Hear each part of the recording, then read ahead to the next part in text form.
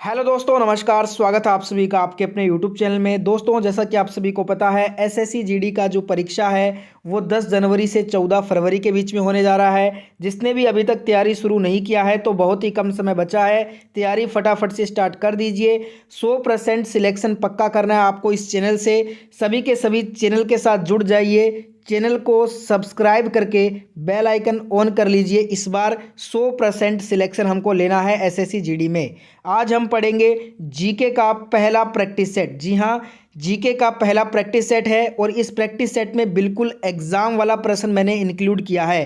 Paper से पहले ये सभी प्रश्न आपको रट लेना है, क्योंकि हूबहू ये प्रश्न आपका पेपर में छपेगा। तो वीडियो पूरा देखिएगा, बिल्कुल भी वीडियो को स्किप मत कीजिएगा। तो देखिए दोस्तों, क्वेश्चंस आपके स्क्रीन पे आ गए हैं। उससे पहले जिन्होंने भी इस वीडियो को अभी तक लाइक नहीं किया है तो पहले आप लाइक कर दें इस वीडियो को, और वीडियो को सभी दोस्तों तक पहुंचाने के लिए शेयर भी कर दीजिए। तो स्टार्ट करते हैं पहले क्वेश्चन के साथ। पहला क्वेश्चन है, भीमताल झील कहाँ पर स्थित है? Where is Bhimtal lake located? साथ साथ में आप सभी को हर क्वेश्चन का आंसर कमेंट करके बताना भी है, इससे आपकी तैयारी और अच्छी होगी। भीमताल झील जो है ये उत्तराखंड में स्थित है। जिन्होंने भी आंसर किया है ऑप्शन ए को, उनका आंसर राइट होगा। नेक्स्ट क्वेश्चन है, भारत में पहली जनगणना की शुरुआत कब हुई थी? अब इसमें कन्फ्यूज़न ये होता है कि अगर आपको सीधा पूछ ले कि when was the first census started in India, अगर सीधा ही पूछ ले तब तो आपका आंसर होगा 1872 में।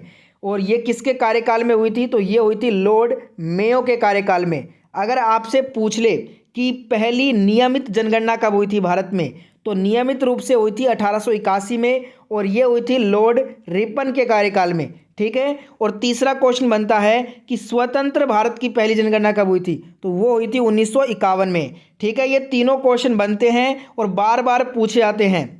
हमसे पूछा गया था पहली जनगणना सीधा, तो हमारा आंसर होगा ऑप्शन ए 1872। समझ में आ गया सबको? चलते हैं नेक्स्ट क्वेश्चन की तरफ। अगला क्वेश्चन है, कौन से ग्रह सूर्य के सबसे अधिक निकट है? Which planet is closest to the sun?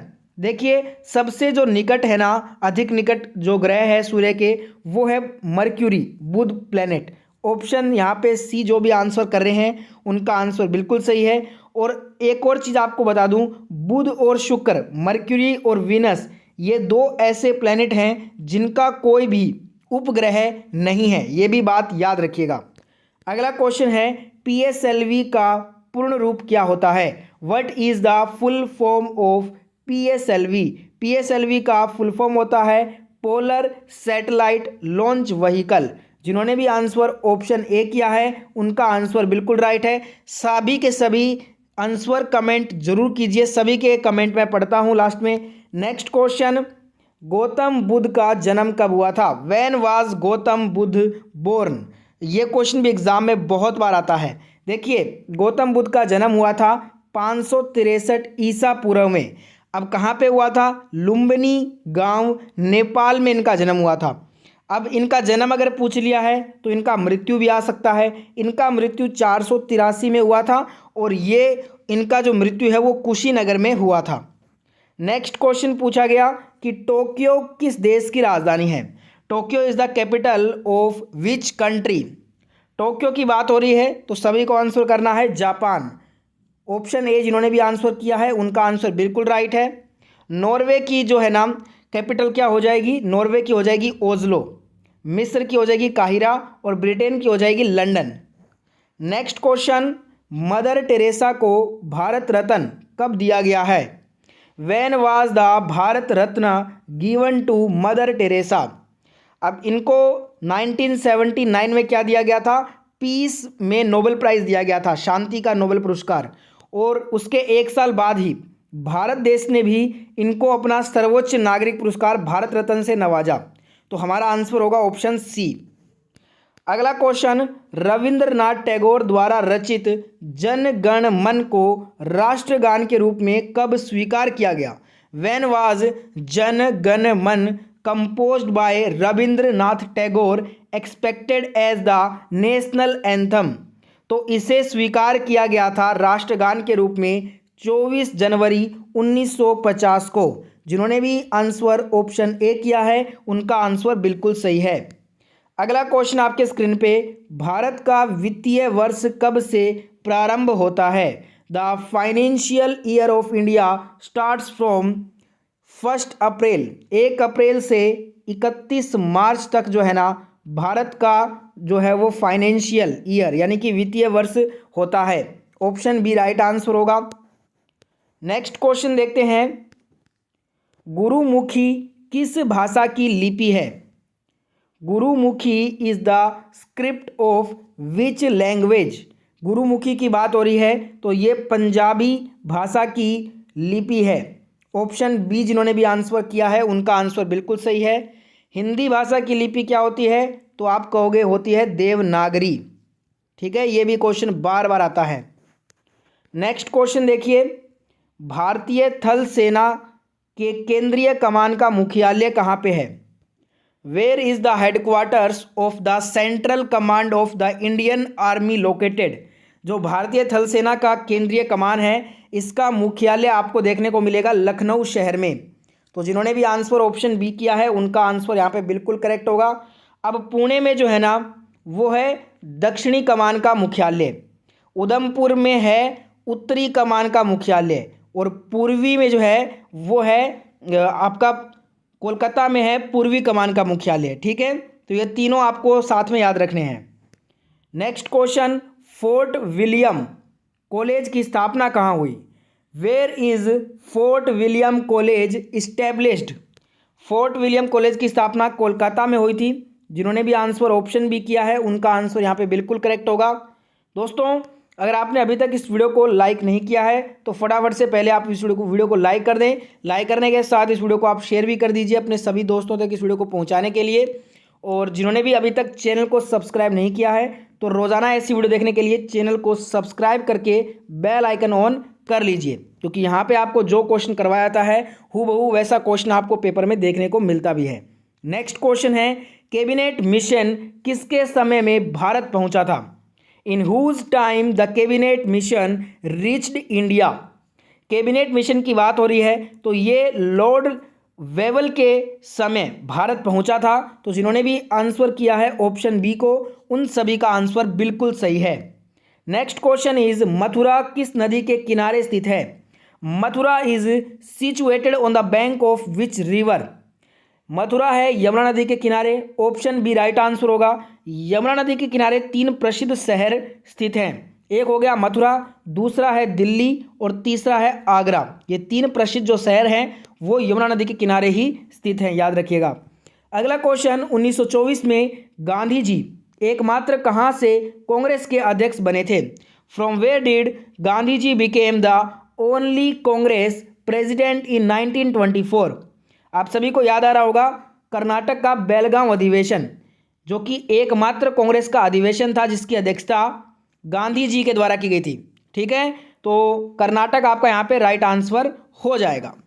Next question देखिए, लोथल किस राज्य में है? In which state is Lothal located? Lothal की बात हो रही है तो जो भी आंसर कर रहे हैं गुजरात के साथ, तो उनका आंसर यहाँ पे बिल्कुल राइट होने वाला है। नेक्स्ट क्वेश्चन देखिए, वेदों की संख्या, बहुत ही आसान क्वेश्चन, बहुत बार इजी क्वेश्चन आते हैं एग्जाम में। How many Vedas are there? तो यहाँ पे टोटल 4 वेद हैं हमारे, ऋग्वेद, यजुर्वेद, अथर्ववेद और सामवेद, जिसमें सबसे प्राचीनतम है आपका ऋग्वेद। ठीक है, नेक्स्ट क्वेश्चन की तरफ बढ़ते हैं। फिर अगला क्वेश्चन देखिए, चंद्रगुप्त मौर्य ने अपने जीवन के अंतिम समय में कौन सा धर्म अपनाया था? विच religion did Chandragupta Maurya adopt in the last time of his life? तो आपको पता होगा चंद्रगुप्त मौर्य ने अपने जीवन के अंतिम समय में जैन धर्म को अपना लिया था। तो इनका आंसर यहाँ पे राइट आंसर होगा ऑप्शन सी। और अगर सम्राट अशोक का पूछ ले तो सम्राट अशोक ने अपने जो लास्ट टाइम में जो धर्म अपनाया था वो बौद्ध धर्म अपनाया था। दोनों का याद रखना है आपको। अगला क्वेश्चन, हल्दी घाटी का युद्ध कब हुआ था? When did the battle of Haldi Ghati take place? तो हल्दी घाटी का जो युद्ध है ये 1576 में लड़ा गया था और ये अकबर की सेना और महाराणा प्रताप के बीच में लड़ा गया था। अगला क्वेश्चन है कि सुनामी ये किस भाषा का शब्द है? Tsunami is the word of which language? यहाँ पे बात हो रही है सुनामी की, तो सुनामी जो है ये आपका जापान भाषा का एक शब्द है। तो यहाँ पे जो भी आंसर कर रहे हैं ऑप्शन बी के साथ उन सभी का यहाँ पे आंसर बिल्कुल राइट होगा। ठीक है, बढ़ते हैं नेक्स्ट क्वेश्चन की तरफ। अगला क्वेश्चन आपके स्क्रीन पे, किस देश को दक्षिण का ब्रिटेन कहते हैं? Which country is known as Britain of the south? Britain of the south is called New Zealand. तो यहाँ पे ऑप्शन बी जो भी आंसर कर रहे हैं उन सभी का आंसर बिल्कुल राइट है। नेक्स्ट क्वेश्चन, किस नदी को कोयला नदी भी कहते हैं? Which river is also known as Koel river? तो यहाँ पे देखिए, जो कोयल रिवर है ना, कोयला नदी, ये राइन नदी को कहते हैं। तो जो भी आंसर कर रहे हैं ऑप्शन सी के साथ, उन सभी का आंसर बिल्कुल राइट होगा। नेक्स्ट क्वेश्चन, किस देश के घास के मैदान को पंपास कहा जाता है? The grassland of which country is called Pampas? Pampas जो है ये अर्जेंटीना देश के घास के मैदान को कहते हैं। तो जिन्होंने भी आंसर ऑप्शन ए किया है उन सभी का आंसर यहाँ पे बिल्कुल राइट होगा। नेक्स्ट क्वेश्चन, संसदीय प्रणाली किस देश के संविधान से ली गई है? The parliamentary system is derived from the constitution of which country? तो ये आपका जो है ना पार्लियामेंट्री सिस्टम, इसे हमने डिराइव किया है ब्रिटेन से। ठीक है, ब्रिटेन से बोरो किया गया है ये। ऑप्शन डी यहाँ पे करेक्ट आंसर हो जाएगा। नेक्स्ट क्वेश्चन इज, किसे भारत का बिस्मार्क कहते हैं? Who is cold Bismarck of India? देखिए, जिन्हें हम आयरन मैन ऑफ इंडिया कहते हैं, सरदार वल्लभ भाई पटेल जी को, उन्हें ही हम बिस्मार्क भी कहते हैं। तो ऑप्शन बी जो भी आंसर कर रहे हैं उनका आंसर यहाँ पे बिल्कुल करेक्ट होने वाला है। नेक्स्ट क्वेश्चन आपके स्क्रीन पे आ गया, फटाफट से बताइए क्या आंसर होगा इसका। Article 25 deals with what? अनुच्छेद 25 किससे संबंधित है? तो अगर आप आंसर कर रहे हो ऑप्शन सी को, धार्मिक स्वतंत्रता के अधिकार से, तो आपका आंसर यहाँ पे बिल्कुल करेक्ट है। और संवैधानिक उपचारों का अधिकार ये आपका 32 से बिलोंग करता है। नेक्स्ट क्वेश्चन, संसद का निर्माण किससे होता है? Parliament is made up of? यहाँ पे बहुत बार आसान क्वेश्चन आते हैं, बार बार ये बोल रहा हूँ क्योंकि बहुत बार पूछे जाते हैं, बहुत ही इजी क्वेश्चन एग्जाम में कई बार। तो राष्ट्रपति, लोकसभा, राज्यसभा, तीनों से मिलकर बनता है हमारा पार्लियामेंट। तो करेक्ट आंसर होगा option D, all of the above. अगला क्वेश्चन, भारत के प्रथम प्रधानमंत्री कौन थे? Who was the first prime minister of India? It is Pandit Jawaharlal Nehru ji. तो ऑप्शन डी यहाँ पे करेक्ट आंसर हो जाएगा। और first women prime minister of India is Indira Gandhi, ये भी याद रखिएगा। नेक्स्ट क्वेश्चन, राज्यपाल की पदावधि कितने वर्षों की होती है? How many years is the governors term of office? तो ये 5 ईयर्स की होती है। ऑप्शन है यहाँ पे राइट आंसर हो जाएगा। किसे अर्थशास्त्र का पिता कहते हैं? Who is called the father of economics? तो इकोनॉमिक्स जो है ये फादर ऑफ इकोनॉमिक्स ये एडम स्मिथ को कहा जाता है। तो जो भी आंसर ऑप्शन ए किए हैं उनका आंसर यहाँ पे बिल्कुल राइट होगा। और आज का होमवर्क भी ले लीजिए, इसका आंसर आप सभी को कमेंट करके बताना है। योजना आयोग के पदाध्यक्ष कौन होते हैं? Who is the x office chairman of the planning commission? अब यहाँ पे प्लानिंग कमीशन को अब बोलते हैं हम नीति आयोग। योजना आयोग को अब नीति आयोग कहा जाता है। तो आपको बताना है इसका जो चेयरमैन है वो कौन होता है। ठीक है, तो जिनको भी आंसर मालूम है इसका कमेंट करके बताइए। अगर आपको ये वीडियो अच्छा लगा है तो वीडियो को लाइक करें, शेयर करें, कमेंट करें। कोई भी क्वेश्चन में डाउट है तो वीडियो को लाइक शेयर के साथ चैनल को सब्सक्राइब करके बेल आइकन ऑन कर लीजिए। जय हिंद, जय भारत।